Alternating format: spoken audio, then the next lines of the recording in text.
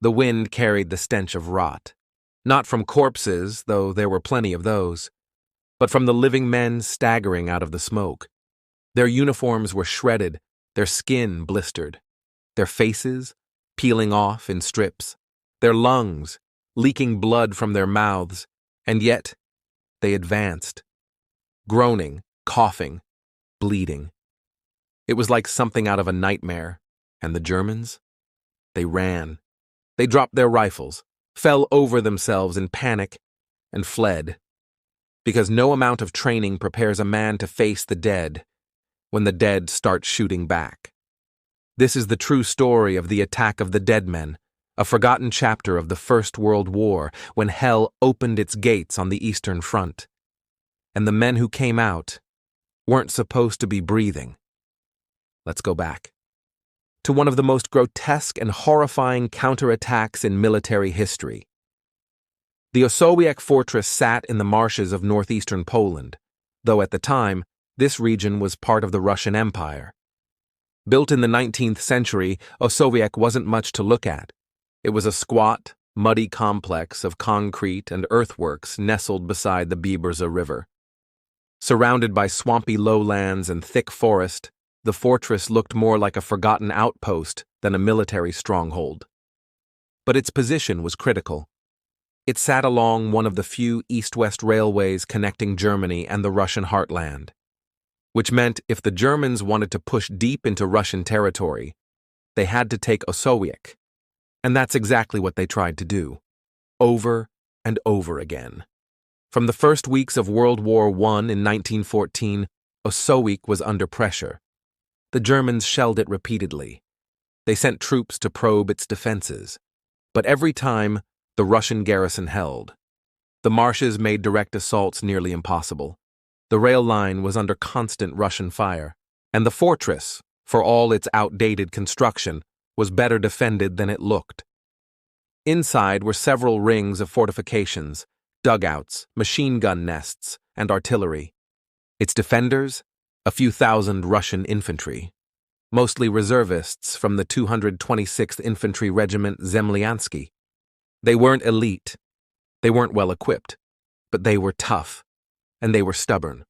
For over a year they endured bombardments, starvation, disease, and still they held, until, in the summer of 1915, the Germans tried something different, something darker. Germany had been experimenting with a new kind of warfare, poison gas. They'd used chlorine gas against French and Canadian troops on the Western Front earlier that year, with horrifying results. Thousands died. Thousands more were permanently blinded or maimed. Now the Germans decided to unleash it on the Eastern Front.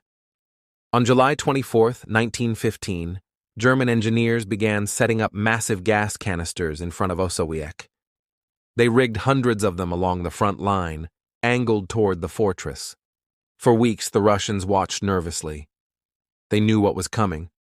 They had no gas masks, only crude rags, sometimes soaked in water or urine. It was primitive and hopeless. Then, on the morning of August 6, 1915, the wind shifted, blowing directly from the German lines toward Osowiec. At around 4 a.m., the Germans released their deadly cloud. A green-yellow fog began creeping across the marshes, seeping into trenches, slithering into dugouts, choking the very air itself.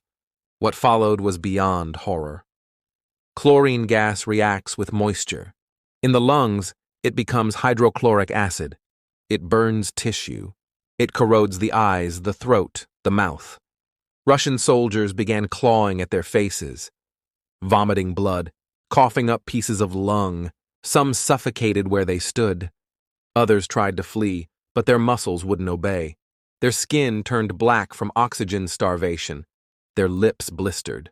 Their eyes bulged and wept yellow fluid. Animals died too, birds, horses, even the insects. Within minutes, entire Russian trenches fell silent. The Germans advanced confidently. They believed the job was done. They moved forward in formation, 14 battalions strong, nearly 7,000 men. Behind them came sappers, engineers, and heavy artillery. It wasn't just an assault, it was the beginning of a full occupation. German infantry crossed the poison-clouded battlefield and approached the fortress walls.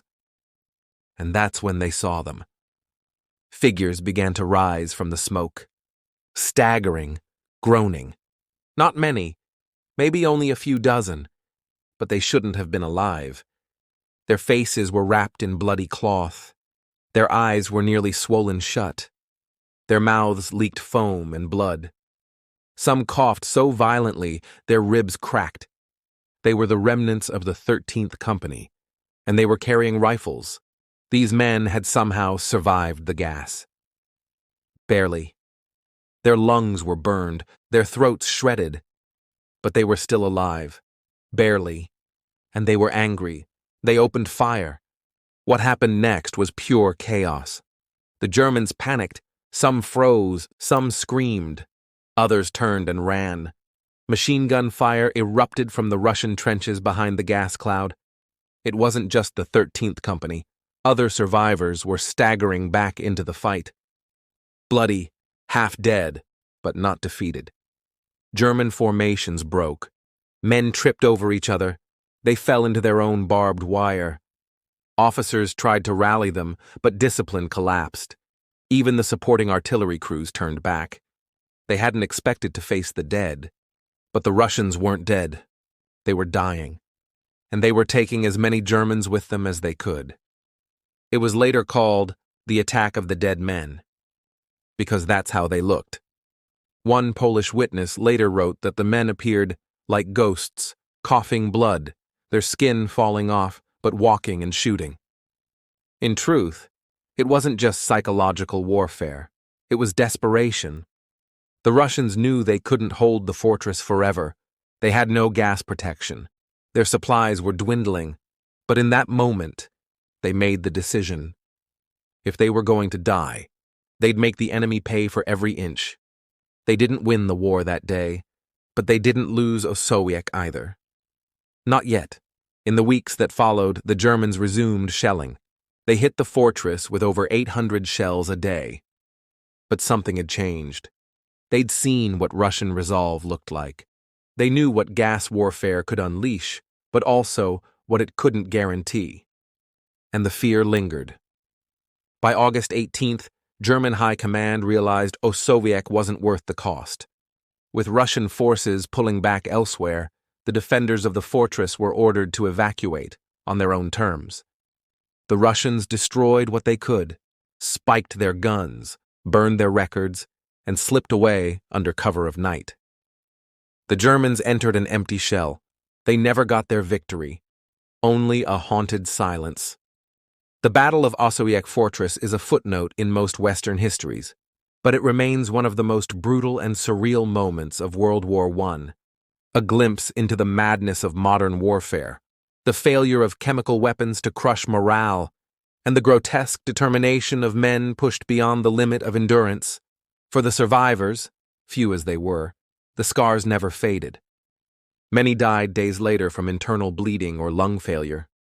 Those who lived would cough blood for years, but their stand became legend.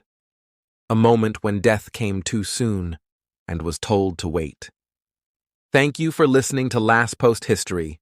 Subscribe for more true stories from the world at war.